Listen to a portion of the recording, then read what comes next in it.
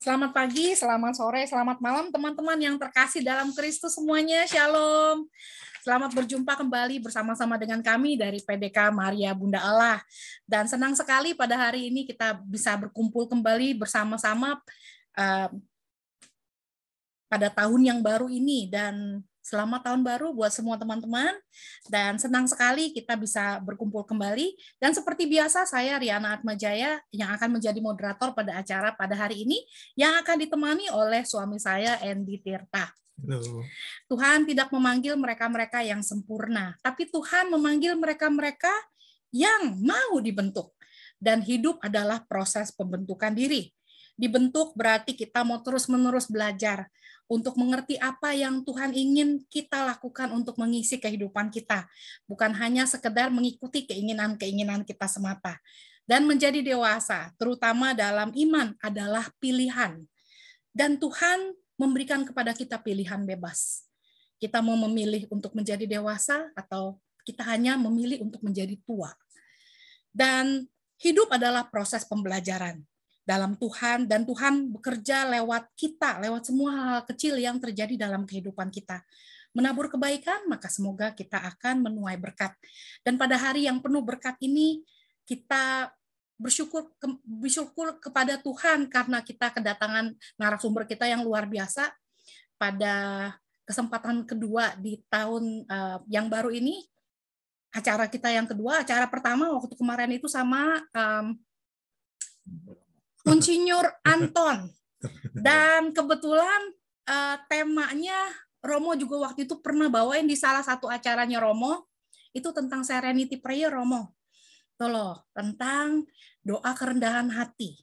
Jadi persis banget sama yang Romo waktu itu sharingin, persis banget dengan Bapak Uskup waktu itu bawain. Bagus sekali. Dan pada sore hari ini, pagi hari ini, kita akan berbicara tentang don't get stuck, move on. Penyakit dalam relasi jangan dipelihara. Banyak hal-hal kecil yang terjadi. Gesekan-gesekan kecil. Dan apa yang Tuhan mau adalah kita move on. Jangan melulu kita gesekan yang kecil itu menjadi pemicu kita berantem setiap hari atau jadi bete terus. Dan sebelum kita mulai acara kita pada hari ini, mari kita bersama-sama kita tundukkan kepala, kita mohon kehadiran Roh Kudus di tengah-tengah kita, agar kiranya acara kita boleh berlangsung dengan baik dan Roh Kudus yang terus pimpin acara kita. Mari kita satukan hati kita tundukkan kepala, kita mohon kehadiran Roh Kudus. Dalam nama Bapa dan Putra dan Roh Kudus. Amin. Allah Bapa yang Maha Kasih, kami datang menghadap Engkau pada hari ini. Bapa mengucap syukur kepadamu untuk kesempatan kami boleh datang kembali ke hadirat-Mu Bapa. Kami semua anak-anak-Mu yang berada dari berbagai macam tempat, entah itu di Amerika, di Indonesia, di Malaysia, dimanapun kami berada. Engkau yang menyatukan kami pada hari ini, untuk kami bersama-sama belajar, untuk kami bersama-sama saling dikuatkan Bapa dan saling menguatkan satu sama lain dalam pesiarahan hidup kami. Bapa, kami mohon urapi kami dengan kuat kuasa Roh Kudus-Mu, agar pertemuan hari ini bisa berjalan dengan lancar, agar kiranya Roh Kudus pimpin dan bimbing, terutama untuk Romo Eko yang menjadi narasumber kami. Bapak, biarlah Kau urapi Romo Eko dengan kuat kuasa Roh Kudus-Mu, agar apapun yang Romo sharingkan kepada kami hari ini boleh sungguh menguatkan kami dan boleh memberikan kepada kami guidance dan petunjuk bagaimana kami berelasi dengan baik dengan sesama kami dan terutama dengan Engkau. Dan Bapak yang Maha Kasih, berkati semua alat-alat elektronik yang kami pakai. Dengan segala keterbatasan yang ada, Bapak, kami percaya kalau Engkau lebih besar dari segalanya, dan Engkau mampu untuk cover semuanya, Bapa, kekurangan kami, kelemahan kami. Dan kami mau persembahkan, Bapa, acara ini 90 menit, 2 jam ke depan, ke dalam tangan kasih-Mu dengan perantaran Yesus Kristus, Putra-Mu yang tunggal, Tuhan dan pengantara kami. Amin. Dalam nama Bapa dan Putra dan Roh Kudus. Amin. Silakan Romo di-unmute. Oke. Ini saya up and down itu siapa ya? Punya aku atau punya ibu tadi? Aku tadi kadang-kadang tidak terdengar. Ini aku lancar ya, terdengar ya. Romo kedengeran kok. Oh, oke oke, thank you. Terima kasih. Karena pakai apa? Pakai paket data, tahu saya baru sadar paket datanya baru habis tanggal 28 ini. Ya Allah, kata saya belum memperpanjang lagi.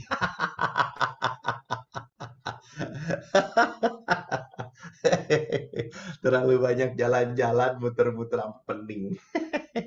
Baik, shalom Bapak Ibu semuanya. Tuhan memberkati. Salam jumpa lagi dengan Romo Eko yang sekarang sedang saya bertugas di membantu kebangunan rohani Katolik di Kota Kendari, Sulawesi Tenggara.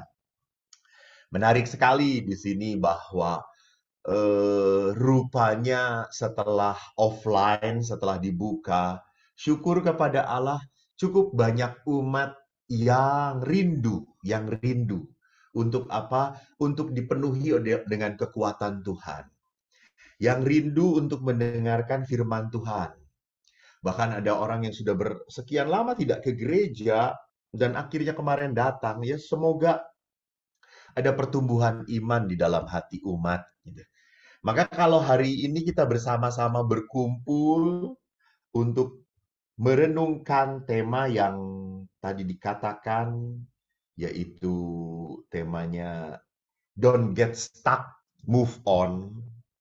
Saya mau mengawali permenungan pada pagi, siang, sore hari ini dengan apa yang saya share di sini, Clingy with Jesus. Kelihatan ya? Oke. Udah kelihatan, Jadi, Romo? oke. Saya mau memperlihatkan terlebih dahulu apa tempat-tempat stuck kita, apa tempat-tempat di mana kita berhenti, stagnan, di mana kita tidak punya perkembangan, di mana kita sampai pada posisi establish, tapi establishnya terlalu nyaman, di zona nyaman. Dan jangan pernah lupa bahwa kalau Anda tanya, apakah salah orang berhenti di zona nyaman? Salah. Ini premis pertama yang harus kita tahu ya. Bahwa hidup beriman, hidup religius itu tidak pernah boleh berhenti pada zona nyaman. Tidak pernah berhenti pada zona di mana saya merasa comfortable. No, no, no, no. Gitu ya. Iman itu harus terus berjalan, bergerak, dibentuk semakin lama. Sekali lagi, Yesus kemarin juga berbicara di dalam misa, bacaannya dikatakan apa? Seperti benih. Pohon itu terus-menerus bertumbuh, berkembang. Tidak pernah pohon itu berhenti berkembang. Maka sama, hidup beriman kita pun tidak pernah boleh sampai pada titik berhenti. Harus selalu berkembang maju. Nah, sekarang saya ingin perlihatkan bahwa di dalam kehidupan kita seringkali mengalami pengalaman-pengalaman kalvari, pengalaman-pengalaman tengkorak, pengalaman-pengalaman di mana sama seperti Yesus kita berteriak Eloi, Eloi lama sabachthani gitu. Allah, mengapa engkau meninggalkan aku? Karena get stuck, orang dalam berelasi seringkali get stuck di dalam apa? Di dalam trauma, ketakutan, di dalam pengalaman kapok, nggak mau lagi. Gitu. Kalau orang sudah mengatakan kapok, nggak mau lagi, dia nggak akan pernah mencoba lagi. Gitu. Dia tidak akan pernah mau untuk mengalami kembali bahwa saya sudah pernah disakiti, pernah mengalami pengalaman pahit dengan dia. Saya coba identifikasikan, pengalaman-pengalaman tengkorak ini yang bisa kita hadapi. Jadi pengalaman-pengalaman tengkorak, pengalaman-pengalaman stuck itu bisa terjadi secara batinia, jiwa, tetapi bisa terjadi pengalaman stuck ini dalam hal ketubuhan, kebadanan. Maka bisa terjadi bahwa saya itu punya pengalaman kalvarinya, tempat tengkoraknya di dalam tubuh kita gitu. Saya mengalami sakit yang tidak berkesudahan, tidak pernah sembuh-sembuh.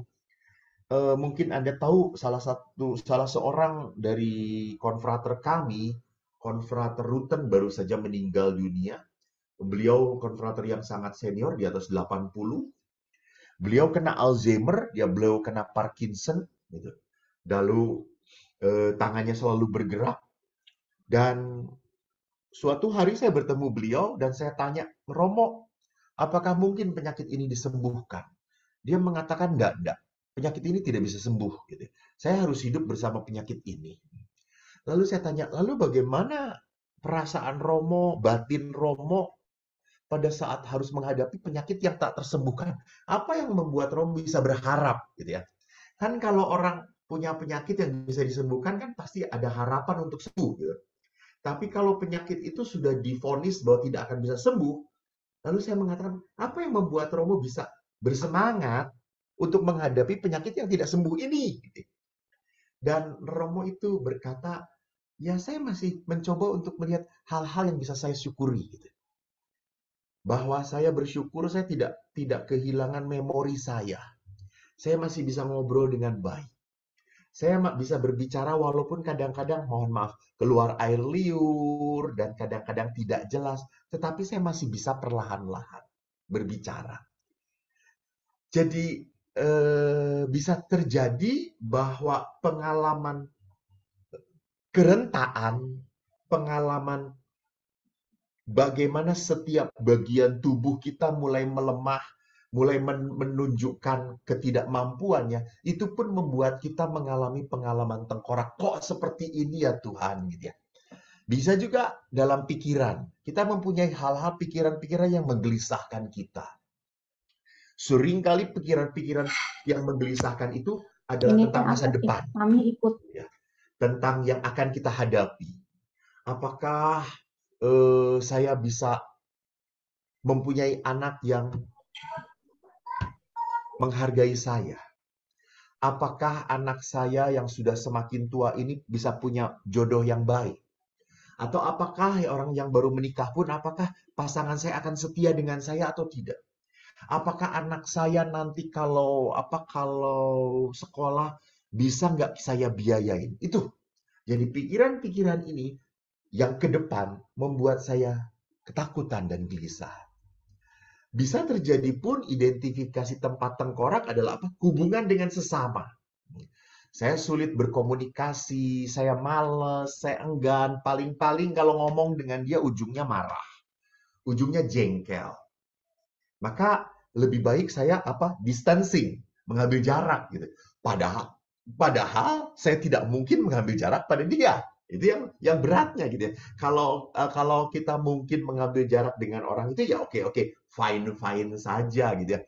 Tapi kalau saya tidak mungkin mengambil jarak dengan dia, padahal saya tidak mau nyapa dia, saya tidak mau ngobrol dengan dia, sampai kapanpun suasana kehidupan akan menggelisahkan saya.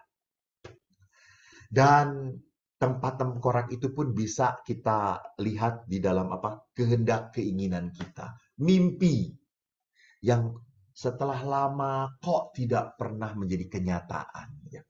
Dulu itu waktu muda saya tuh mimpi menikah dengan orang yang sangat saya harapkan. Ideal bagi saya, memenuhi harapan saya. Tapi setelah jalan bersama kok tidak seperti ini gitu. Maka ada sebuah pengalaman di mana saya merasakan nggak nyaman juga ya. Bagaimana saya tetap harus menjalaninya. Dan identifikasi tengkorak pun bisa terjadi dalam bidang emosi. Mengalami stres bahwa saya tidak dipercaya, saya tidak diakui, saya tidak dianggap. Apa yang saya pikirkan, apa yang saya rasakan tidak pernah didengarkan oleh pasangan. Beberapa saat ini saya sedang menemukan permasalahan relasi antara suami istri. Bagaimana istrinya sampai pada titik kebekuan. Relasi seksualitas entah itu dalam kerangka membangun kehangatan ataupun biologis diblok oleh para istri. Kenapa bisa terjadi? Menarik sekali seorang psikolog mengatakan istri memblok karena apa? Karena istri tidak menemukan dan menerima apa yang dia harapkan, apa yang dia impikan, dan apa yang dia bayangkan. Maka pada saat relasi perkawinan, pasangan tidak merasakan bahwa harapan, ekspektasinya, keinginannya, dan cita-citanya tidak terpenuhi, maka dia akan ngeblok. Gitu. Dia akan frigid, dia akan dingin. Namun setelah diolah, kemarin ada kesaksian yang menarik, setelah istrinya diolah dan suaminya mau berusaha untuk memenuhi apa yang diharapkan oleh istrinya, dan istrinya berkata, saya dengan rela akhirnya memberikan kasih kepada dia. Saya dengan rela akhirnya menerima dia, memeluk dia kembali. Lihat. Jadi orang itu bisa kita dekati, bisa kita bawa bukan karena dipaksa, tetapi kan pada saat dia merasa dimanusiakan, pada saat dia merasa dimengerti, akhirnya dia mau mengikuti, gitu ya. Atau jangan terjadi juga identifikasi tempat tengkorak adalah dalam hidup rohani kita, gitu ya. Kita sudah mulai kering berhadapan dengan Tuhan. Kita sudah mulai merasakan bahwa kok saya ya doa-doa dengan Tuhan, kok saya merasa tidak merasakan sebuah kehangatan lagi, gitu. Saya tidak merasakan pengalaman kerinduan dengan Dia. Ini saat-saat kritis dalam hidup kita, Bapak Ibu. Dan saat-saat kritis ini pun tentunya meminta kita untuk mengambil keputusan. Ini tadi kalau kamu mau move on atau get stuck, gitu ya.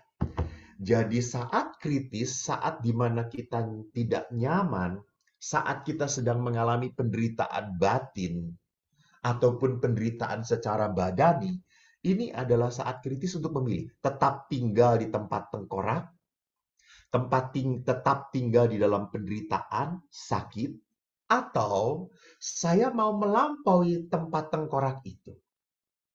Jadi kalau saya tinggal di tempat tengkorak itu berarti saya mengalami pengalaman disintegrasi, gitu ya. Jadi kehancuran, bukan keintegral kan? Integral itu kan masuk ke dalam, jadi menyatu gitu. Disintegrasi itu justru terpecah. Saya mengalami kehancuran, berantakan. Apa yang berantakan dalam diri saya? Yaitu tadi, bahwa akhirnya saya akan menimbun tengkorak demi tengkorak, kemarahan demi kemarahan, kesedihan dan kepedihan demi kepedihan, dan akhirnya saya akan tenggelam di dalam permasalahan saya, dan akhirnya mematikan saya. Atau justru saya berani bangkit, membarui, melampaui tempat tengkorak. Jadi sekarang how, kan pertanyaannya how. Mari kita belajar dari pengalaman Musa bersama bangsa Israel. Ini pengalaman yang bagus banget, bilangan 13 sampai dengan bilangan 14 sebetulnya ya, yang mau saya katakan. Tapi ini cukup panjang Bapak Ibu. Jadi saya bacakan saja garis besarnya saja ya. Jadi ingat bahwa Musa itu kan tidak bisa masuk ke tanah Kanaan. Pada saat Musa berada di pinggir tanah Kanaan, Musa itu mengutus para utusan dari 12 suku Israel. Coba lihat bagaimana sih tanah yang mau diberikan oleh Tuhan itu. Jadi beberapa orang mengintai tanah Kanaan yang akan kuberikan kepada orang Israel. Setiap suku nenek moyang mereka harus kau suruh seseorang. Ini perintah Allah pada Musa. Dan Musa melakukan.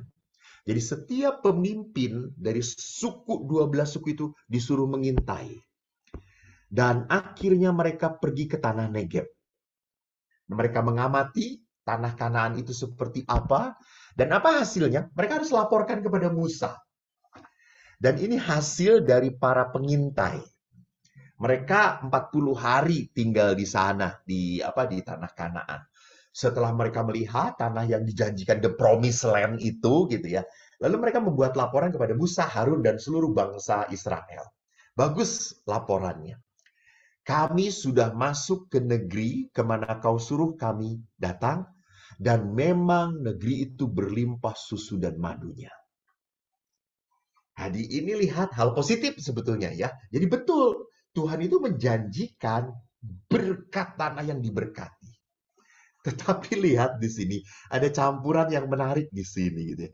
Bahwa mereka berkata, hanya ya Musa lihat ya, bangsa yang diam di negeri ini tuh kuat-kuat loh. Kota-kotanya itu berkubu sangat besar. Juga keturunan Enak telah kami lihat di sana. Anda tahu keturunan Enak itu adalah keturunan raksasa. Jadi itu yang kita lihat bahwa Goliat, Filistin, itu ada suku-suku Gad.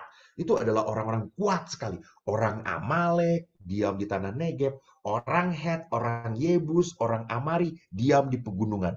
Orang Kanaan, diam sepanjang laut di tepi sungai Yordan. Jadi awalnya mereka, peneliti ini yang dikatakan oleh Musa ini sebagai orang-orang pengintai mengatakan positif, benar tanahnya bagus, tapi ya ini berat banget, bangsanya hebat-hebat, kuat, mereka punya kubu. Artinya kalau kubu itu diserang, mereka diserang satu, yang lain akan nyerang. Jadi nggak gampang nyerang kubu-kubu itu. Tetapi ada dua pengintai yang hebat, yaitu Kaleb dan Yosua bin Nun. Kaleb berkata apa? Kaleb mencoba menenteramkan hati bangsa itu di hadapan Musa dengan berkata, tidak, enggak apa-apa, tenang. Kita akan maju dan menduduki negeri itu sebab kita pasti akan mengalahkannya.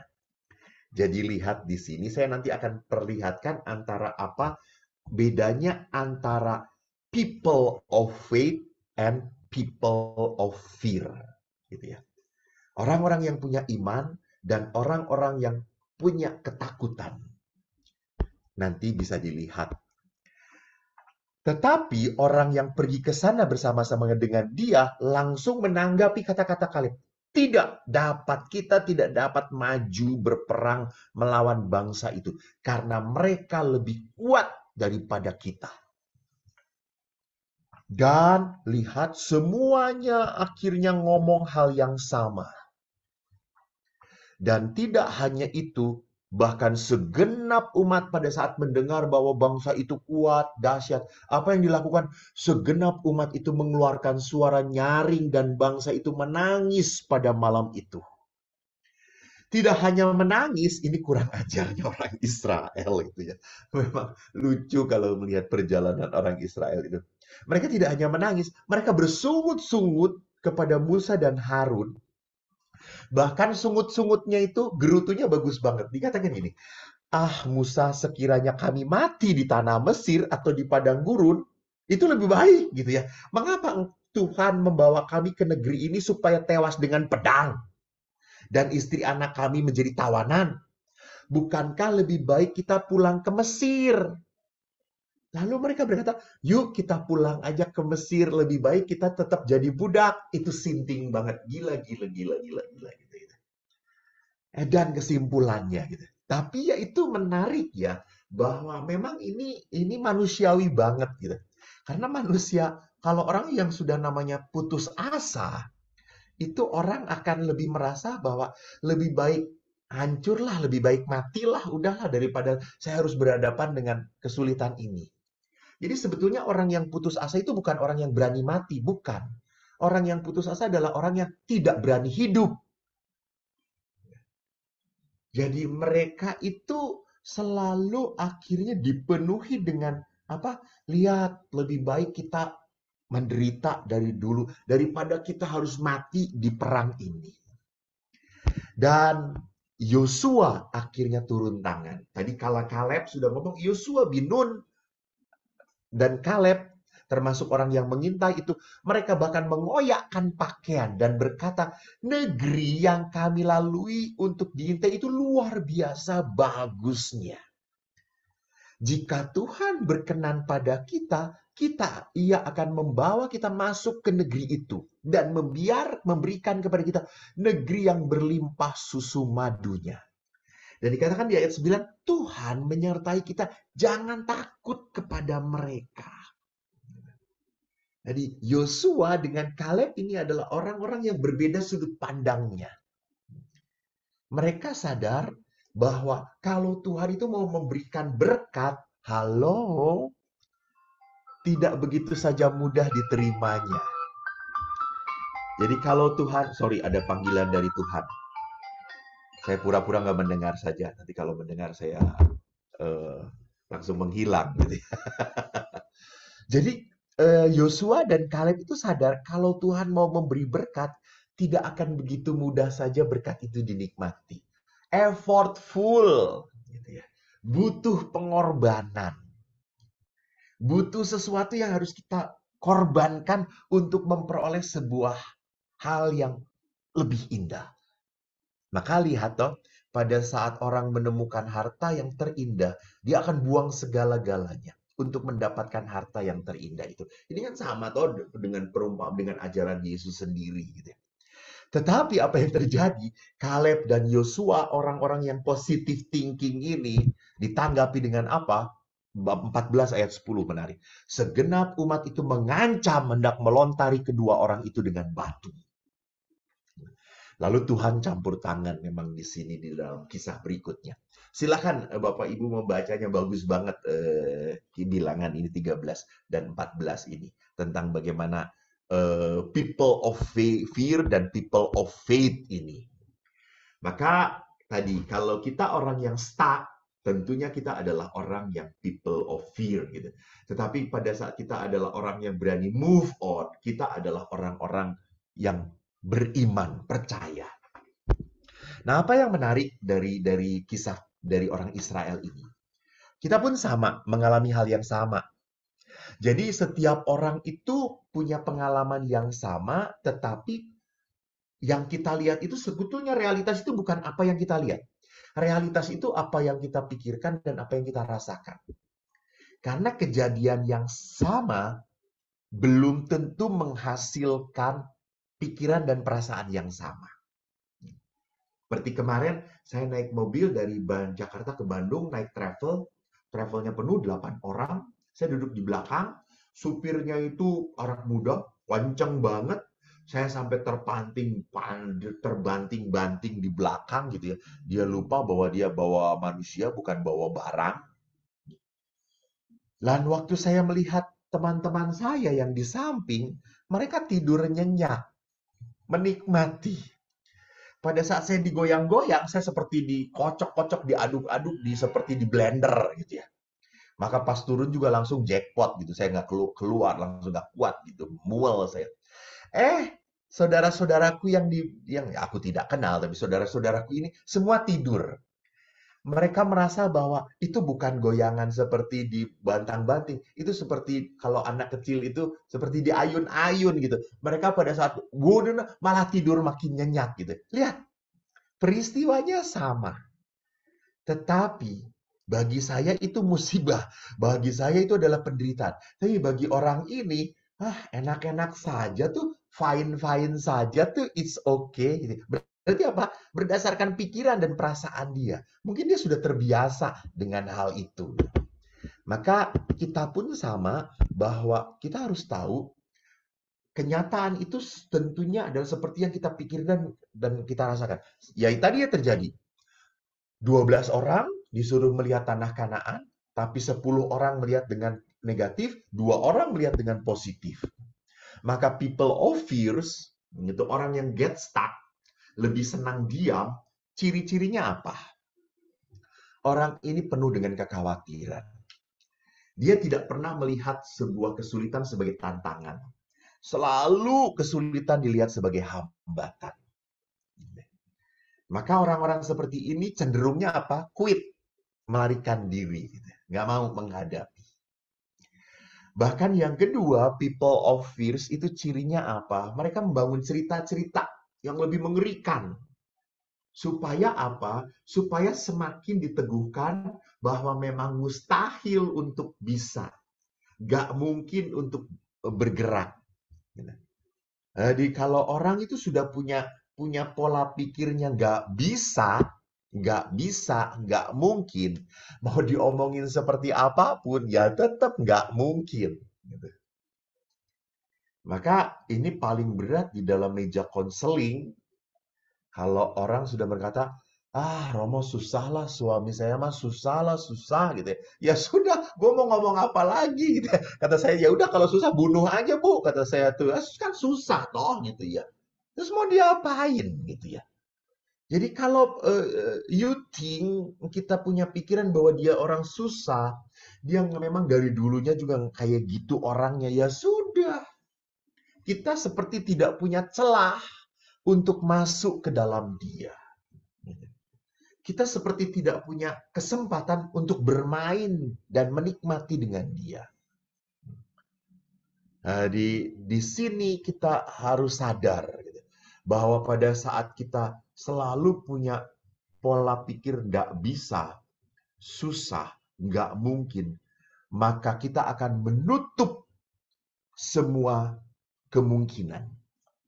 Selogik-logiknya orang orang ngomong selogis-logisnya tetap tidak akan tembus. Sehingga di dalam konseling juga saya ngerti gitu, mana orang yang bisa diberi nasihat, mana hanya orang yang hanya butuh didengarkan. Kalau orang butuh didengarkan, ya udah gue dengerin aja gitu. Pastor nasihatnya apa? Nggak ada. Percuma gue ngasih nasihat lo, kata saya. Capek gue bibir gue gitu. Ya, nggak mungkin karena dia pada saat diberi nasihat langsung, iya sudah saya lakukan. Saya sudah tahu maksud itu sudah lakukan. Ya sudah terus ngapain gue lu kesini kata saya tuh.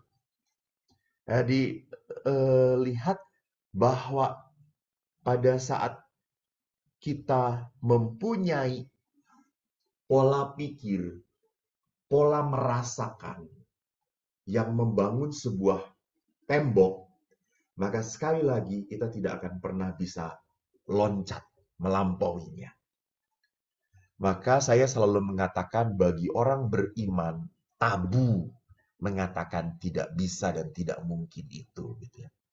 Karena kita harus ingat ada faktor kuasa Allah yang selalu menyertai kita. Maka yang ketiga, orang-orang yang people of fear ini, gitu ya, orang-orang yang senang get stuck ini, mereka menolak iman, harapan, dan pandangan positif dari orang lain. Jadi bagi Anda pun sama, gitu ya. Kita harus mendengarkan tipe apa sih orang yang kita hadapin, atau jangan-jangan saya pun berpikir saya tuh tipe seperti apa, gitu. Saya tuh adalah tipe orang yang mungkin selalu udah nggak bisa, udah putus asa, gitu ya. Sudah. Gitu ya. Jadi kalau orang mudah putus asa ini yang dibereskan adalah apa? Internalnya dia dulu. Dia harus belajar untuk apa? Belajar untuk punya harapan, punya percaya. Yang keempat, orang yang negatif selalu membesarkan masalah dan ketakutannya bahkan tidak percaya pada orang lain. Jadi orang ngomong seperti apapun ya udah keras gitu ya. Ada seorang ibu sungguh menolak anaknya, kecewa pada anaknya karena perkawinan anaknya itu dengan pasangan yang beda gereja. Dia sama sekali tidak mau mengakui, dia kecewa, dia merasa gagal mendidik anaknya yang sudah dia didik secara iman Katolik gitu. Dan akhirnya setelah anaknya ini menikah sama sekali dia tidak mau menyapa. Saya diminta untuk menjembatani, saya ngelihat ibunya, waduh, kata saya. Sudah, ibu ini hanya bisa didengarkan dahulu dan didoakan. Lalu padahal anaknya sudah ingin banget. Terus saya mengatakan pada anaknya, kamu harus selalu siap sakit hati. Selalu siap sakit hati. Berhadapan dengan orang seperti ini. Tetapi bagaimanapun kita harus belajar mencoba orang yang itu. Jadi orang-orang semacam ini toh harus dikalahkan dengan melalui firman gitu. Kalahkan kejahatan dengan kebaikan itu tadi. Nah, orang yang penuh ketakutan pun adalah orang yang sebetulnya punya self-image yang poor. Gitu. Self-image yang jelek dengan dirinya sendiri. Jadi dia sudah melupakan identitas sebagai seorang pribadi yang diciptakan oleh Allah, punya daya kemampuan, punya potensi. Allah itu kan menciptakan manusia dengan potensi, Jadi bukan Allah menciptakan manusia dan membiarkan begitu saja. Dan. Kita itu punya potens, punya kemampuan, punya daya gitu. Hanya apakah daya itu, potensi itu disadari atau tidak. Jadi kesimpulannya adalah jangan biarkan ketakutan mematikan masa depan. Janganlah memasuki masa depan dengan membawa ketakutan. Jadi takut itu boleh-boleh, marah itu boleh-boleh, khawatir itu boleh. Sekali lagi tidak pernah boleh mengatur langkah kita. Kekhawatiran, ketakutan, kecemasan itu adalah sesuatu yang membuat kita untuk pertimbangan, untuk dipertimbangkan. Bukan untuk menghalangi, untuk dipertimbangkan. Oh, ada ya, ini yang bisa menghalangi kita. Ini yang bisa menjadi sesuatu ancaman bagi kita. Oke. Tetapi jangan sampai itu membuat kita tidak bisa bergerak. Apa yang terjadi dengan people of fear ini? Jadi ada dua hal dalam pribadi orang yang get stuck ini. Mereka lupa apa yang telah Tuhan perbuat pada mereka. Jadi lihat bahwa orang Israel ini lupa. Setelah 40 tahun mereka jalan dari Mesir ke seberang ke dekat tanah Kanaan, itu Tuhan yang memelihara mereka loh. Mereka kan cuma jalan toh. Mereka nggak pernah kerja, bercocok tanam tidak, hunting pun tidak. Allah memberikan mana dan burung puyuh. Allah memberikan air. Di saat ada laut yang menutup, Allah bukakan jalan untuk mereka. Jadi kok aneh gitu ya. Jadi kalau orang-orang ini punya ketakutan, merasa ditinggalkan oleh Tuhan, mbok ngelihat ke belakang. Berapa banyak Tuhan sudah memberkati kita. Siapa yang membuat engkau sampai pada titik saat ini kalau bukan karya Tuhan? Jadi jangan sampai karena lucu tadi seperti peribahasa. Jangan sampai karena nila setitik rusak susu sebelah. Bukan karena ada lucu orang Papua itu kemarin. Karena nila setitik bisa merusak susu sebelahnya gitu. Bukan sebelahnya tapi sebelahnya apa tuh saya. Jadi jangan sampai karena hal kecil saja masalah yang kita hadapi membuat kita terpuruk tapi sampai melupakan apa yang telah Tuhan buat untuk hidup kita. Atau bisa terjadi people of fear ini adalah mereka yang terlalu nyaman dengan kekinian. Itu tadi. Comfort zone. Jadi maaf ya, comfort zone itu kenyamanan bukan hanya semata-mata orang itu nyaman dengan sesuatu yang indah, enak. Tapi ada juga orang yang nyaman menderita. Aneh gitu ya, aneh. Jadi menderitanya tuh karena bodoh gitu ya. Karena mau diperalat. Jadi jangan sampai, saya kan selalu mengatakan, sacrificing itu harus jelas gitu ya. Sacrificing itu sebuah pengorbanan yang kita berikan bagi orang yang kita lakukan supaya menjadi lebih baik. Jadi orang yang kita berikan pengorbanan kita itu supaya menjadi lebih baik, lebih mulia, bergerak dari yang tidak nyaman menjadi nyaman, bergerak dari sakit menjadi sembuh. Nah itu sacrificing kita. Kan sama, sacrificing-nya Yesus pun dilakukan supaya manusia yang berdosa ini yang tidak pantas menjadi pantas berhubungan dengan Tuhan.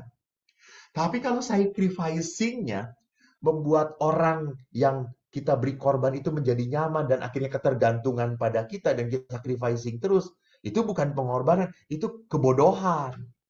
Itu ketololan gitu ya.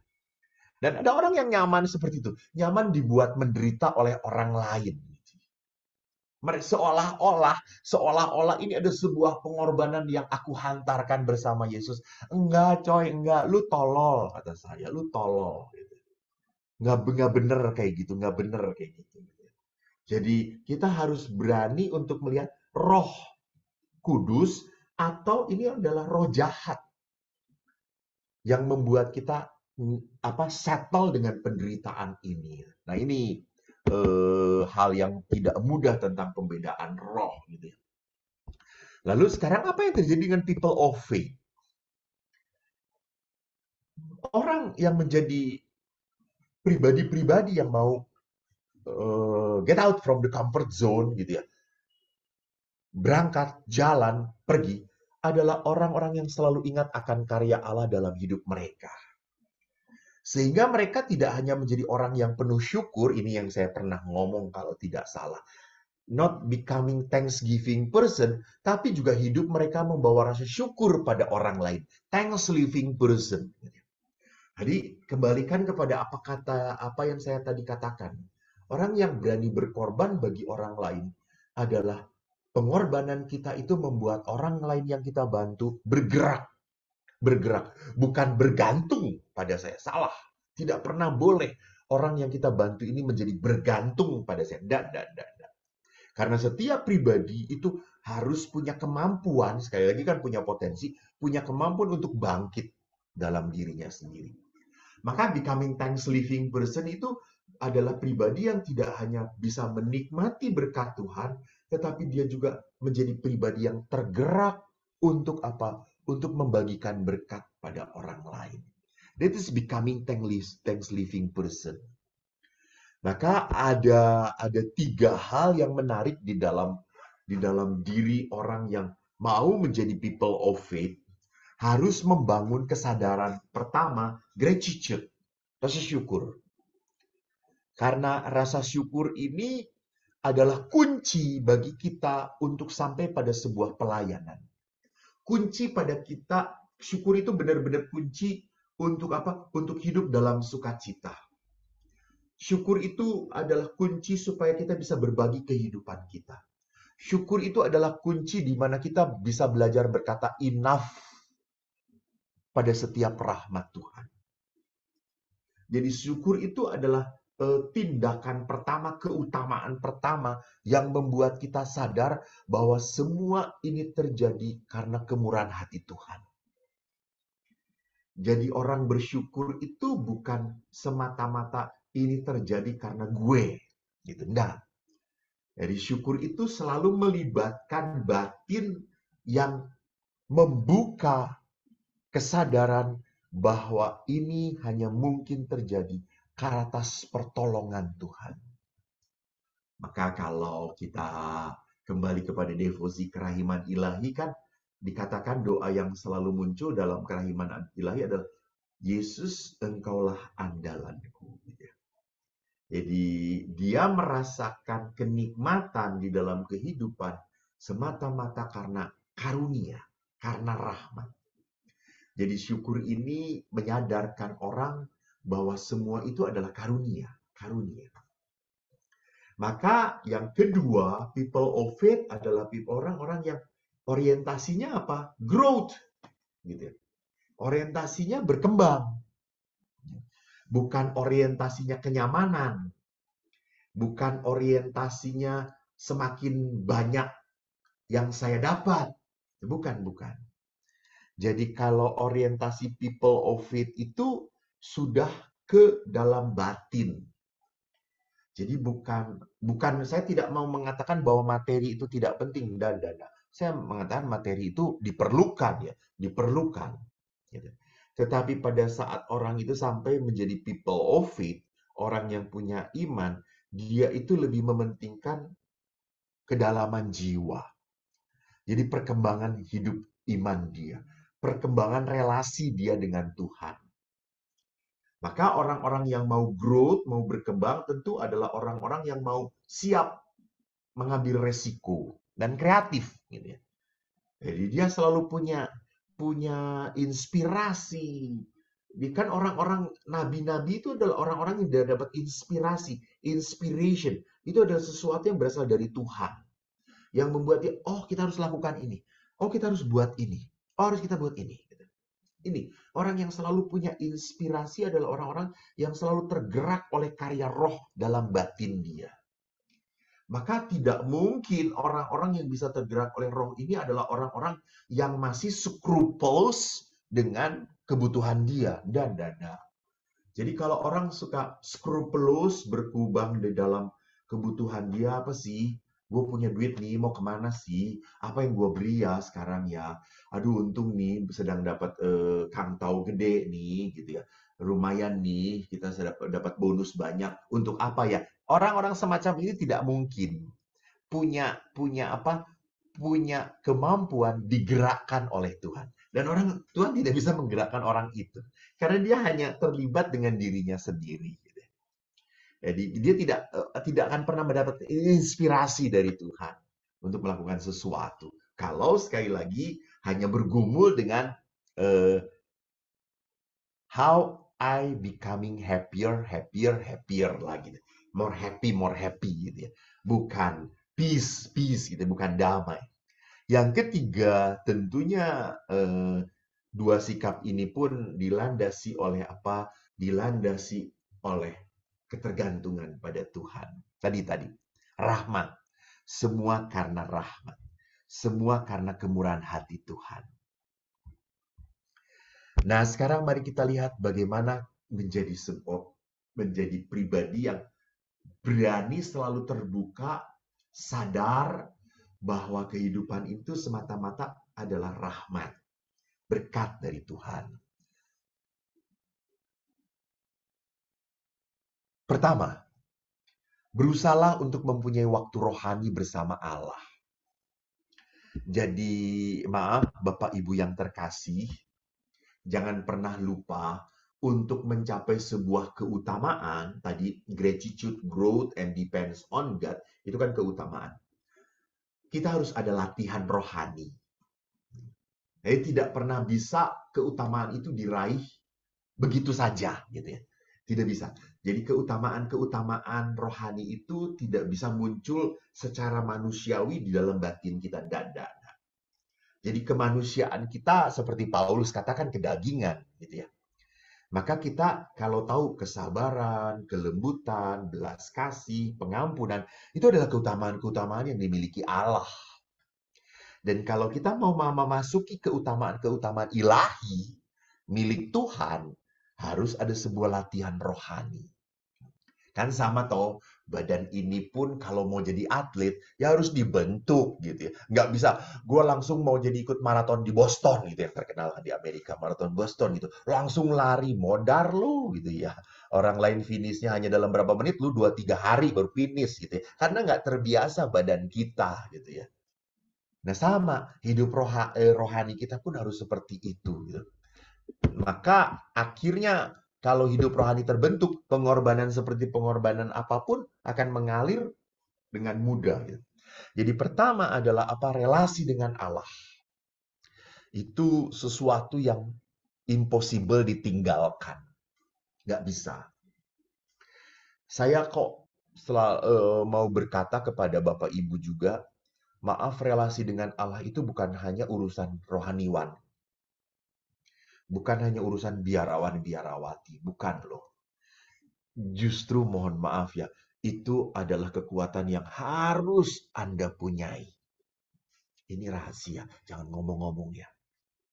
Kenapa harus Anda punyai? Karena istri Anda adalah orang yang sulit dalam hidup. Kan pernah toh seorang suami, saya pernah cerita toh, suatu saat neraktir saya. Pas neraktir saya itu dia buka dompet. Kayak gini, dia buka dompet. Nggak sengaja saya ngelihat di dompet itu ada foto ibu istrinya. Saya kaget. Dan kata gue, sayang banget lo sama istri ya Pak. Gitu. Kenapa Romo? Itu kok ada foto istri di dompet Bapak? Terus si Bapak itu dengan tenang berkata, Romo, saya ini bukan sayang-sayang banget sama istri, bukan. Lalu, kenapa Bapak naruh foto istri di dompet? Gini Romo, saya itu kan kerja, saya itu susah banget. Banyak masalah di dalam pekerjaan saya. Jadi pada saat saya menghadapi masalah yang berat, saya buka dompet. Dan saya melihat istri saya. Lalu saya berkata dalam hati, orang yang paling sulit aja bisa saya hadapi. Apalagi masalah yang sekecil ini. Gampang lah. Itu membuat motivasi saya menjadi menggebu-gebu, Romo. Gitu ya. Jadi para bapak ingat, jangan lupa berdoa. Karena istrimu adalah yang paling berat kau hadapi dalam hidup ini. Saya mengatakan turut berduka cita untuk Anda semua. Yang kedua, sadarilah bahwa kebutuhan akan Allah, bahwa memang di dalam diri kita itu sekali lagi ada sebuah kebutuhan akan Tuhan. Coba kalau Anda ragu dengan kata-kata ini, saya mau mengatakan ingat. Kapan kita berseru pada Tuhan kalau bukan pada saat kita tidak berdaya? Di saat kita tidak bisa apa-apa lagi, sampai situasi batas, kita langsung, God, help me. Jadi apa maksud saya? Dalam batin kita, mau orang itu beriman atau tidak pada Tuhan, mau orang itu agamanya apa, memang dalam batin ini sudah ada roh. Roh untuk apa? Roh untuk membutuhkan Sang Maha Tinggi. Karena kita menghadapi keterbatasan. Dan yang ketiga, ini menarik bagi saya. Saya juga kaget waktu saya membaca. Ini bukan karya saya ya. Saya mendengarkan sebuah khotbah dan bagus banget saya renungkan. Walaupun Anda gagal dan hancur, biarkan cinta Allah tetap mengalir dalam hatimu. Jadi dalam kehancuran dan kepedihan itu, jangan kepahitan yang mengisi hatimu. Jangan. Jangan hanya melulu tangis yang kau alirkan di dalam wajahmu. Belajarlah tersenyum. Buka pintu. Bahwa cinta Allah tetap ada untuk kamu. Bahwa Allah tidak meninggalkan engkau. Karena pada saat pintu kegagalan dan kehancuran membuat Anda sadar bahwa Anda ditinggalkan Tuhan, membuat Anda merasa percaya bahwa Anda tidak dimengerti oleh Tuhan, bahwa ini adalah hukuman dari Tuhan, maka apa? Anda akhirnya hanya akan terpuruk. Anda sulit untuk bangkit. Tetapi kalau Anda membiarkan cinta Allah mengalir dalam hatimu, tidak tertutup, maka Anda akan mudah bangkitnya. Dan ini slide yang terakhir, saudaraku. Jalanilah kehidupan dengan penuh rasa syukur. Berani menerima dengan ikhlas. Ugah hari. Jadi tadi kan saya selalu mengatakan bahwa dalam kehidupan ini kalau kita harus sadari come and go. Everything is come and go.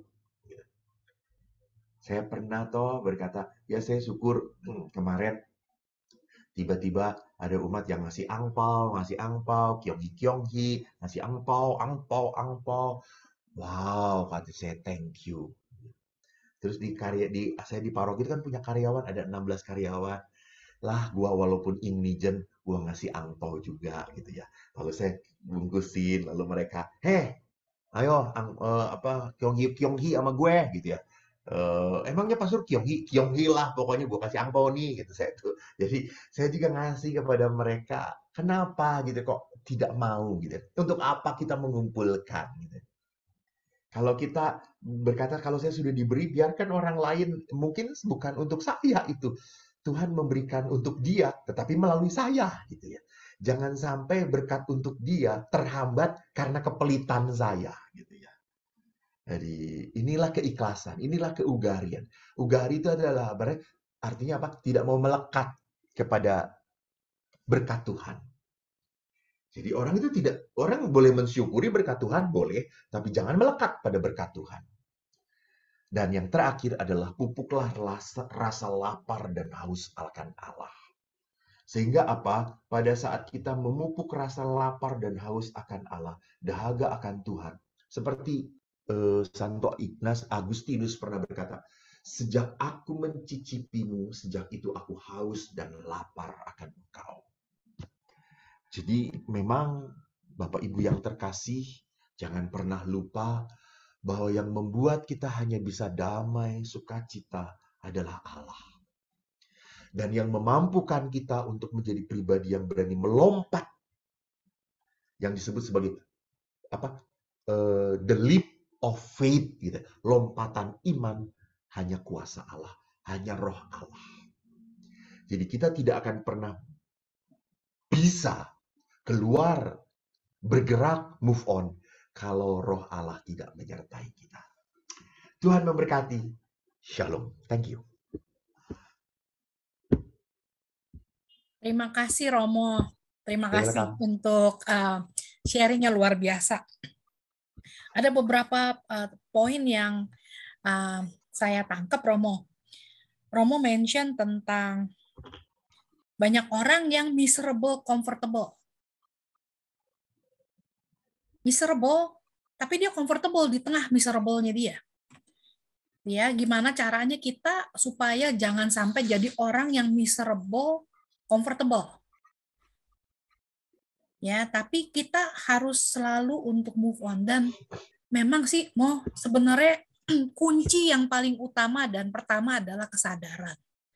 Jadi doa kita semestinya adalah Tuhan, sadarkan aku.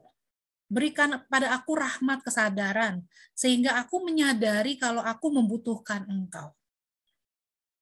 Kalau aku tergantung padamu Tuhan, aku nggak bisa hidup sendiri.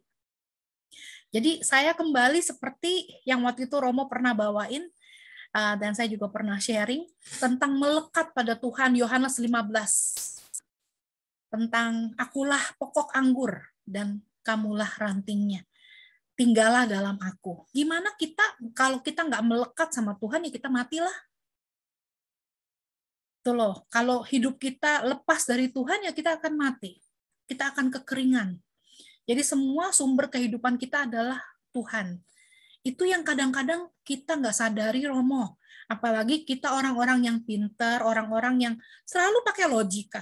Selalu pakai, kita pikir kalau kita mampu semua ini karena kepintaran kita, kebisaan kita, karena talenta yang kita punya, bukan karena semua itu dari Tuhan. Jadi kesadaran itu yang kita harus miliki, dan itu yang kadang-kadang udah dilupakan sama orang-orang saat ini. Saya jadi ingat kemarin itu saya sempat beli satu buku karena Monsignor Anton sharing tentang satu buku. Itu cerita tentang satu orang ateis yang nggak percaya dengan adanya Tuhan. Dia pikir dia yang paling hebat, dia yang paling luar biasa. Dia penemu salah satu, kalau nggak salah, nanoteknologi atau apa di Amerika. Sampai satu hari dia udah umur 75, dia pergi ke satu air terjun di salah satu tempat di sini, dan dia melihat air terjun yang beku. Dan ketika dia melihat air terjun yang beku itu, dia menyadari, my goodness, ini karya, bukan bikinan manusia. Dan di situ Tuhan menyentuh dia hanya lewat air terjun itu. Akhirnya dia percaya kepada Tuhan. Apa yang dia nggak bisa bikin? Nggak bisa masuk ke dalam akal pikirannya dia. Dan itu yang Tuhan kerjakan dalam hidup dia. Dan saya membuka kesempatan untuk teman-teman yang ada pertanyaan untuk Romo. Ini topiknya sebenarnya very wide ya, topiknya besar sekali, karena kayak tadi saya juga kaget sih terus terang, karena saya pikir Romo cuma mau ngomongin soal relasi, ternyata ke dalam juga gitu loh. Jadi terima kasih udah kembangin topik ini sedemikian dalam, Romo. Jadi kadang-kadang kita yang nggak sadar, kita pikir kalau permasalahan kita paling besar, paling heboh. Padahal orang-orang lain juga mengalami permasalahan yang sama. Cuman reaksi kita aja yang berbeda-beda. Ya. Dan saya membuka forum untuk teman-teman yang mau bertanya, 1-2 pertanyaan silakan. Silakan di-unmute. Kita punya waktu sampai setengah jam lagi untuk siapa yang mau bertanya, silakan. Jangan malu-malu, kebetulan ada Romo yang bisa menjawab. Romonya baik kok. Romo baik, tidak menggigit. Mau digigit juga nggak ada siapa-siapa di sini. Ya,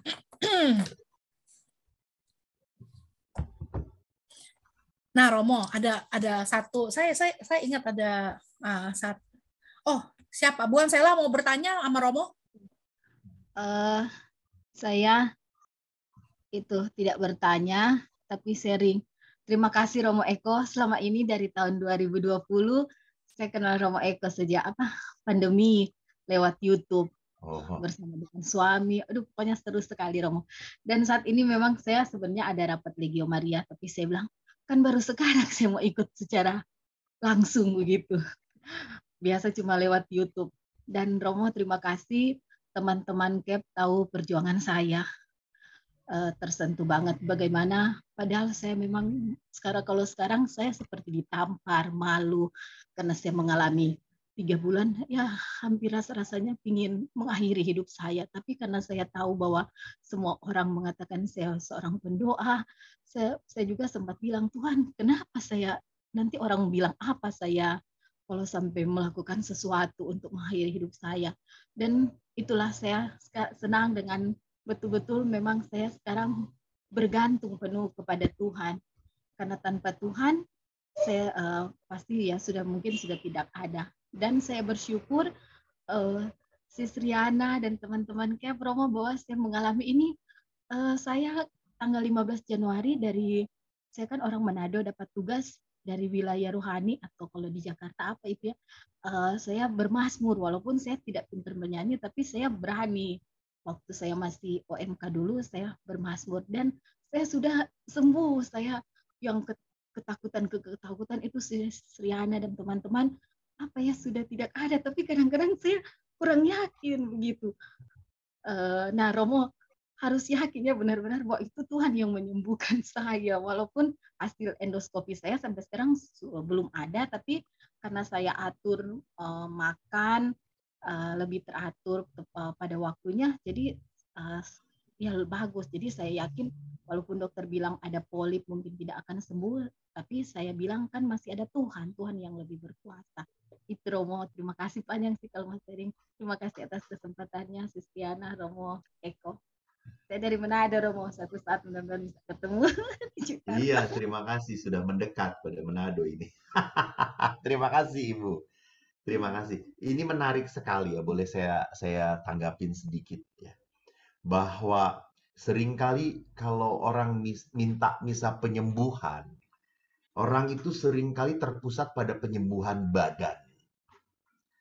Yesus itu jangan pernah lupa, selalu ingin menyembuhkan jiwa manusia.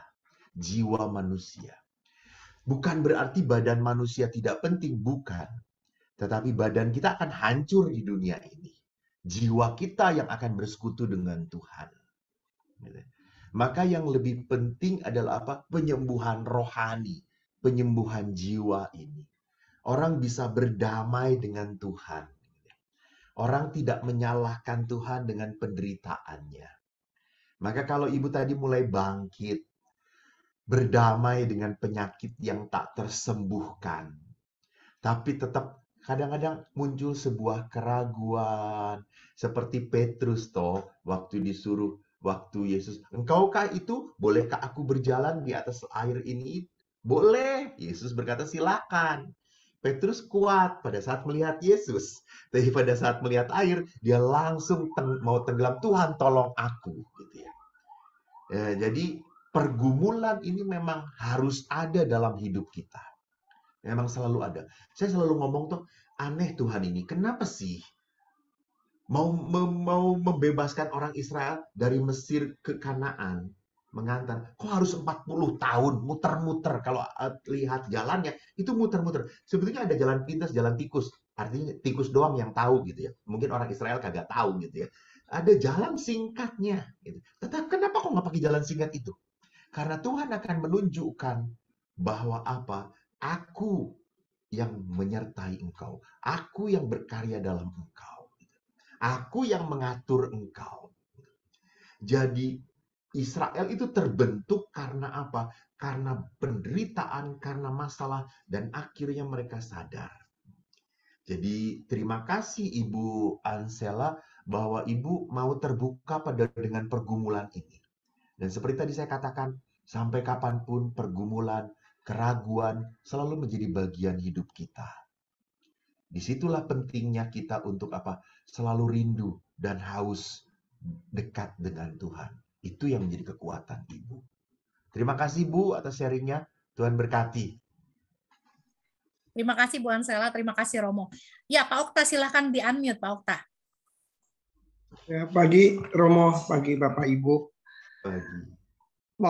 Romo, saya mau tanya, emang nah ini kasus saya sendiri ya, ya. Kadang-kala tuh emang kita perlukan berdoa, mendekatkan diri sama Tuhan, terus bersyukur apa. Tapi kalau sewaktu permasalahan itu datang bertubi-tubi sama saya, misalnya kayak kemarin saya udah ngarapin customer saya bayar saya, gitu. Utangnya besar Romo, 800 juta. Nah, sampai sekarang tuh dia nggak bayar sama itu, sepeser pun nggak bayar, gitu. Tapi yang jadi permasalahan, saya juga mesti bayar ke supplier saya. Wah, kemarin tuh saya betul-betul saya nggak tahu apa yang saya mau hadapin gimana itu mengenai masalah ini. Karena saya juga punya kewajiban juga ke supplier saya. Nah, yang jadi persoalan untuk mengendalikan diri saya ya Romo ya, apa yang saya harus lakukan gitu loh. Emang kemarin sih saya nggak marah-marah Romo, betul nggak marah-marah. Biasanya tuh pasti itu seluruh kebun binatang tuh pasti udah tersebut tuh. Nah, ini saya nggak marah cuman itu, tapi saya juga bingung Romo. Ini bayarnya bagaimana? Gitu loh Romo. Ini bayarnya gimana? Dan kan kita tuh pengen masalah ini cepat selesai. Terus saya diam sampai istri saya bilang begini, kamu kok diam aja ya? Biasanya kan saya agak cerewet apa segala ya. Dia sampai bilang, kenapa? Ya saya nggak ngomong. Tapi itu yang permasalahan yang saya hadapin sekarang ini. Saya nggak tahu. Saya sampai ditanya sama supplier saya bilang, gimana kamu cara bayarnya? Nggak tahu, saya bilang. Saya cuma berdoa aja, saya bilang. Saya nggak tahu lagi, Romo. Harus apa yang dilakukan ini. Ini sikap saya benar apa enggak sih? Bukan berarti saya nggak berhenti kerja ya, Romo. Tetap saya mencari-cari uang lah, gitu loh. Terima kasih, Romo. Terima kasih, Pak Okta. Thank you, Pak Okta. Benar. Kita posisi terjepit ya. Posisi terjepit dalam artian bahwa di satu sisi saya harus punya tanggung jawab, di sisi lain juga orang lain yang saya hadapi tidak bertanggung jawab, begitu ya. Tidak sesuai dengan komitmen yang saya pegang. Apa yang saya harus hadapi? Jadi, kalau kita mengedepankan emosi, akhirnya semuanya hanya akan kacau. Tidak hanya kacau, tidak beres di relasi, tidak beres. Toh dengan marah pun ini tetap tidak terbayarkan. Tetapi bukan hanya itu, ingat, orang-orang tahu banget bahwa pada saat kita marah, enzim yang keluar itu merusak tubuh kita, merusak diri kita. Jadi kita makin kehilangan gitu ya. Sudah masalah tidak selesai, sudah itu tubuh saya hancur. Maka di sini pentingnya apa? Pada saat kita block that, tidak ada seolah-olah tidak ada jalan betul. Kita harus belajar menyertakan Tuhan, menyertakan Tuhan, menyertakan Tuhan. Karena apa? Karya Tuhan itu seperti, saya ulangi lagi bacaan yang kemarin, seperti tumbuhnya sebuah pohon. Pelan, tidak kelihatan, tetapi nyata. Itu karyanya Tuhan. Maka pada saat kita menyertakan Tuhan, kita selalu mengatakan, Tuhan, saya punya masalah. Saya tidak tahu. Tolong, berikan Roh Kudus-Mu. Tunjukkan. Maka pada saat saya memohon seperti ini, saya membangun kepekaan. Membangun kepekaan untuk apa? Untuk melihat bahwa ada tangan belas kasih Tuhan. Mungkin pada saat ini tidak mampu didedet, dia punya waktu yang lain, dan saya pun akhirnya supplier saya menekan saya dan mengatakan saya juga tidak tahu. lihat ini kesaksian orang ini, saya kepada dia, dia tidak ini, dia butuh waktu. Please, saya juga diberikan waktu. Saya percaya belas kasih yang kita berikan kepada orang lain membuat orang lain pun berbelas kasih pada kita. Jadi apakah salah bahwa saya mengandalkan Tuhan, bersama Tuhan? Tentu tidak. Tentu tidak.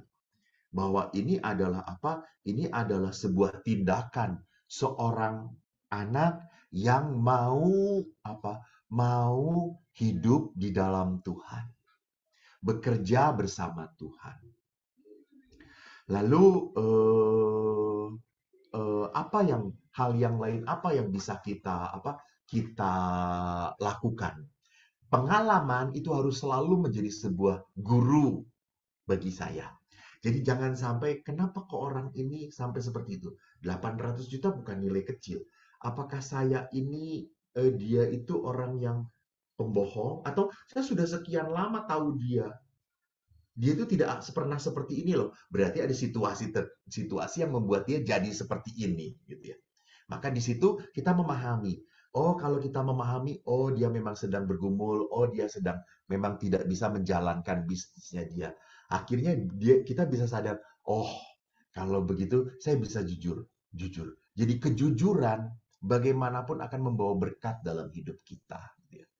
Jadi jangan pernah malu dan jangan pernah mengambil cara lain dengan berdalih. Dan lebih baik jujur katakan gitu. Dan kejujuran ini tentu akan membawakan belas kasih pada orang lain. Jadi mungkin itu Pak Okta yang kita bisa lakukan sebagai seseorang beriman gitu ya.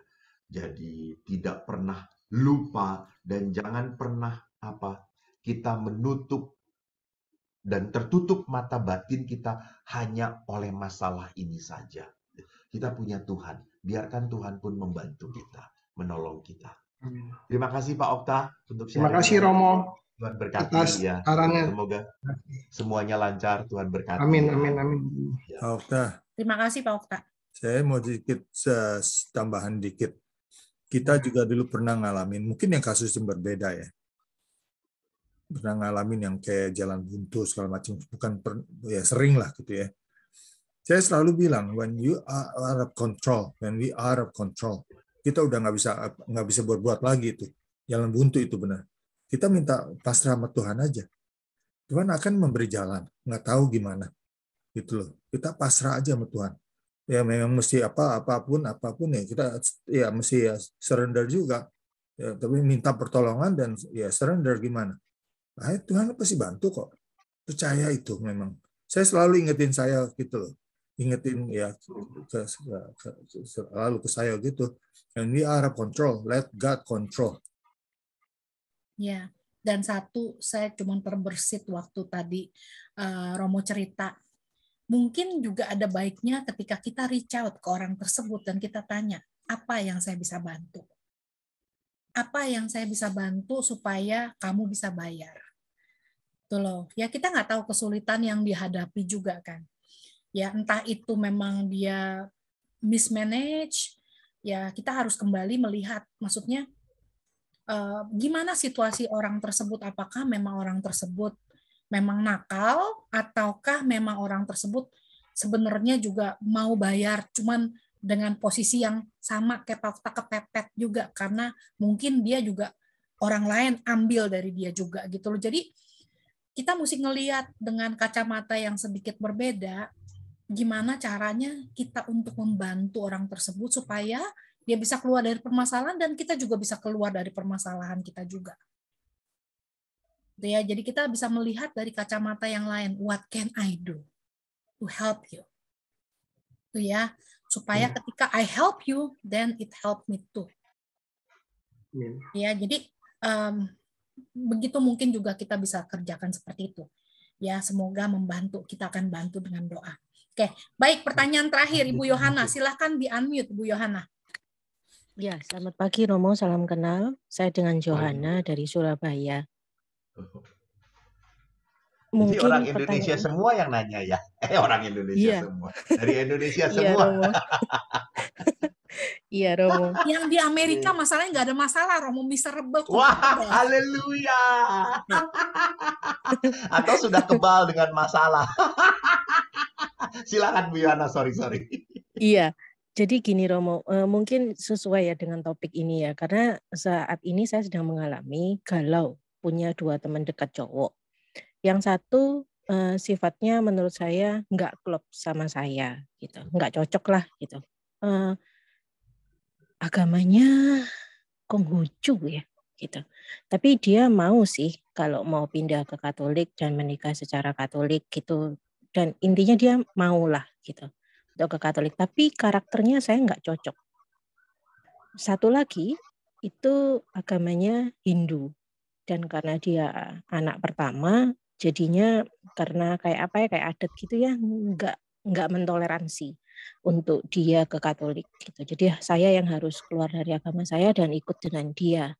Karena mamanya pun juga begitu, tapi memang mamanya bukan Katolik sih, mamanya Kristen gitu. Jadi dan mamanya pun juga pernah bilangin saya, ya sudahlah, nggak apa-apa kok, gitu, pindah aja gitu. Tapi entah kenapa hati kecil saya merasa nggak srek gitu kalau untuk pindah gitu.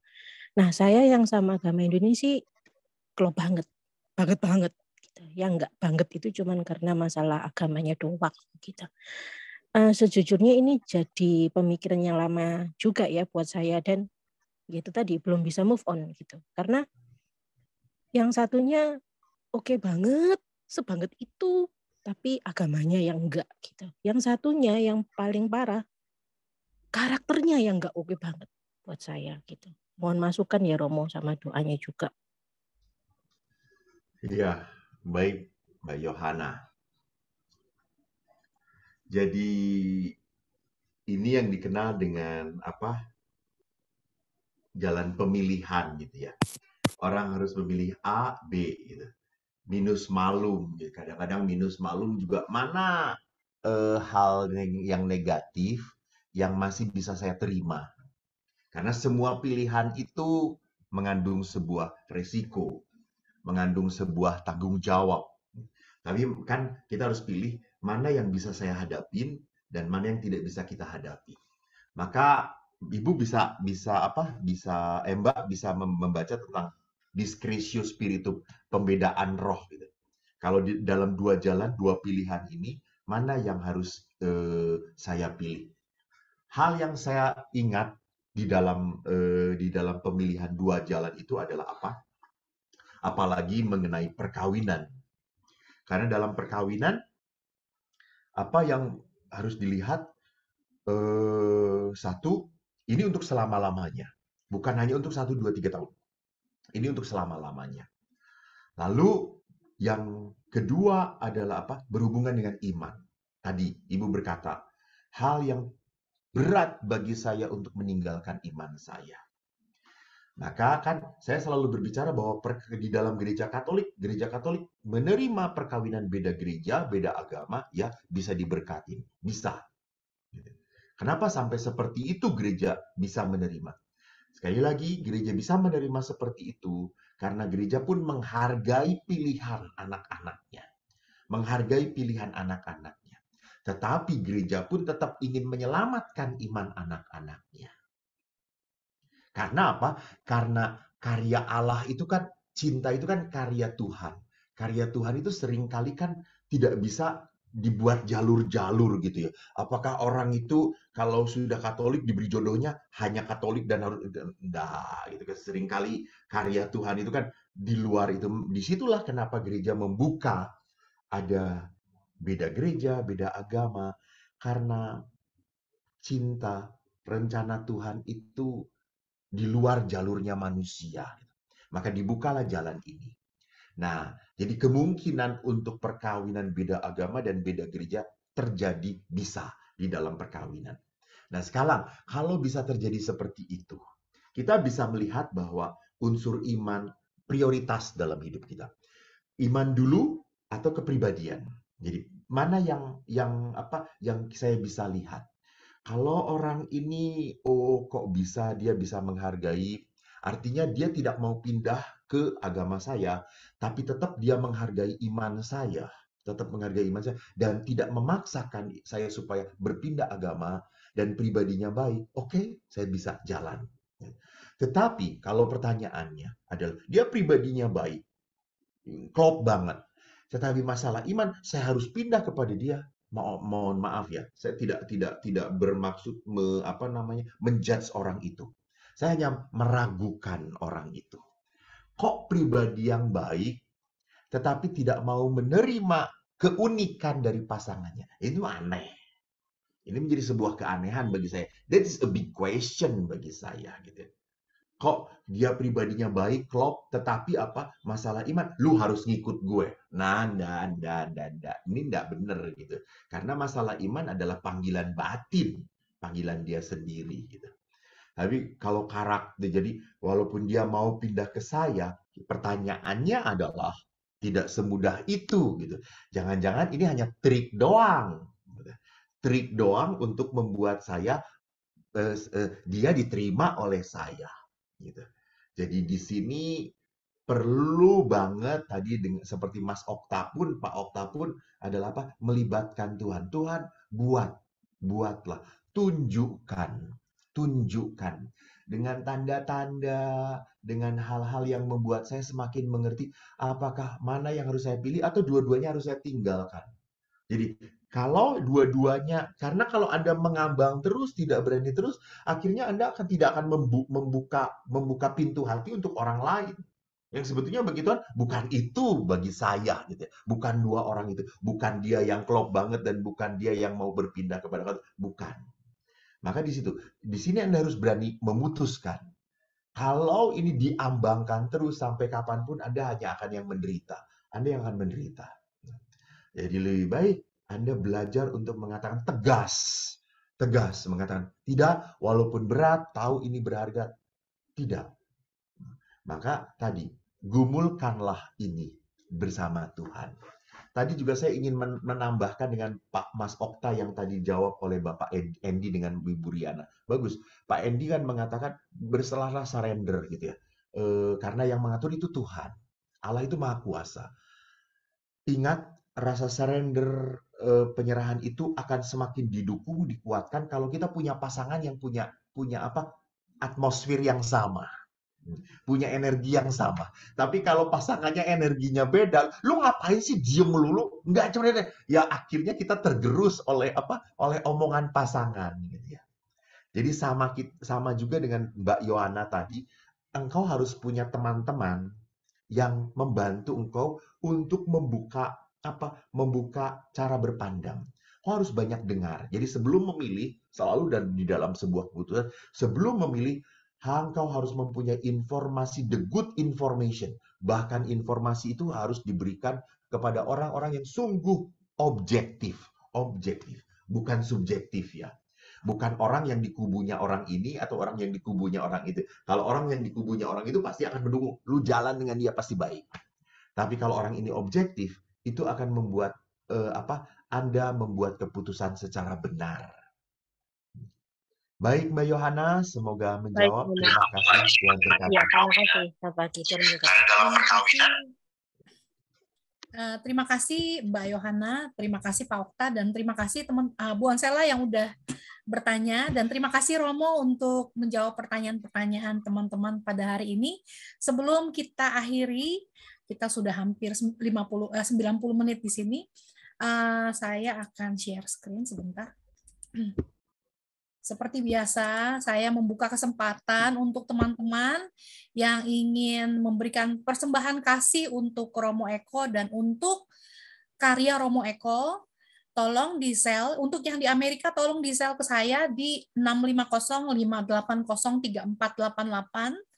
Terus buat teman-teman yang di Indonesia boleh ditransfer ke Yosi Santoso, BCA Cabang Semarang, account number 18222222077. Dan tolong bukti transfernya dikirim ke saya. Jadi saya punya datanya siapa-siapa yang mengirimkan dari Indonesia. Dan terima kasih untuk kemurahan hati teman-teman dan Tuhan memberkati kalian semua. Oke, kalau ada pertanyaan apa-apa bisa dilihat di flyernya, kontak saya ada di situ. Baik, kita akan mohon berkat dari Romo Untuk acara selanjutnya, untuk acara selanjutnya nanti tolong dilihat flyernya. Kita akan pasang semua flyernya di lahan WhatsApp grup PDK Maria Bunda Allah, dan kita akan memberitahu ke teman-teman semua. Bagi teman-teman yang melihat acara ini di YouTube, semoga memberkati dan semoga memberi kekuatan untuk teman-teman yang sedang menghadapi permasalahan dalam hidup. Untuk yang punya masalah dengan pasangan, saya punya pasangan yang berbeda agama loh, dulunya, oke. Jadi gimana caranya kita memilih pasangan supaya nggak salah pilih? Ya, kita mengandalkan Tuhan lah. Yang benar saya nggak salah pilih. Nggak tahu deh.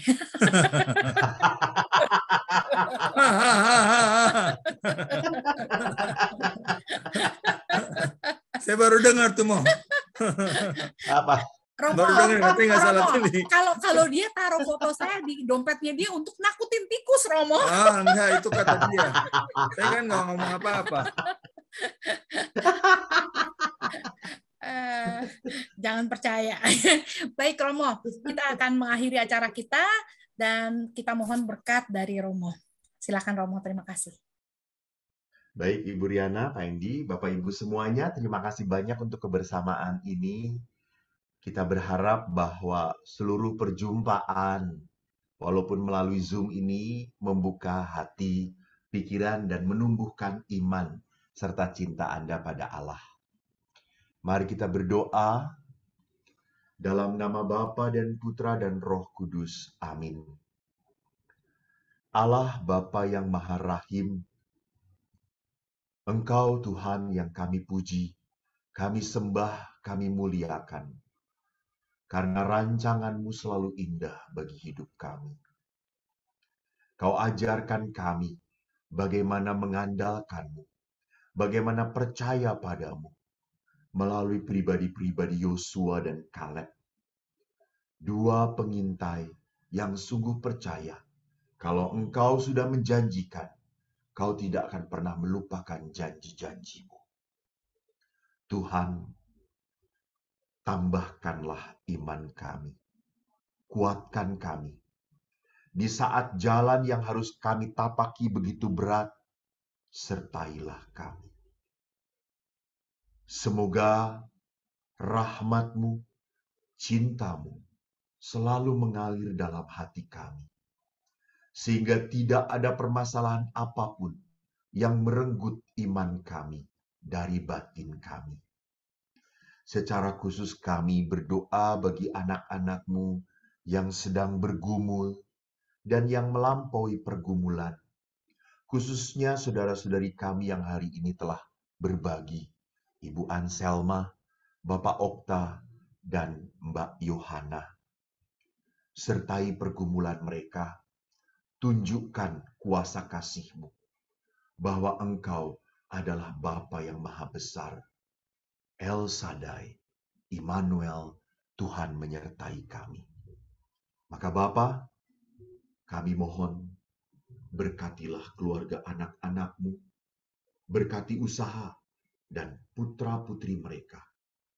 Semoga mereka semakin merasakan cinta-Mu dan nama-Mu semakin dipuji dan dimuliakan dalam hidup mereka. Berkat Allah melimpah dan menyertai Engkau selalu, Bapa dan Putra dan Roh Kudus. Amin. Terima kasih banyak, Romo. Sama-sama. Semoga acara Romo berlangsung dengan baik dan lancar di sana ya, Romo ya. Terima kasih doanya. Ya, terima kasih teman-teman. Terima kasih Romo. Terima kasih Romo.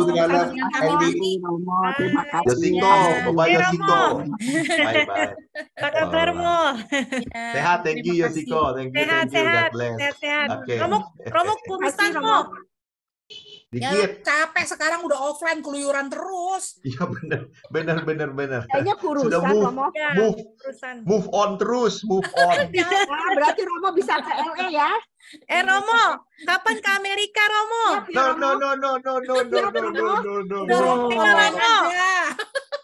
America is not my promised land. Hey, America is your vacation land. Your vacation land. I have no dream. I have no dream. No, but we have a dream that you're coming. Yeah. Oke, semoga Ya, suatu terima saat kasih Tuhan semuanya. Semoga Tuhan berkati mendengarkan. ya. Dadah. Sampai ketemu Oke, lagi bye-bye, ya, teman-teman. Bye. Oke, bye. God bless. God bless. Bye.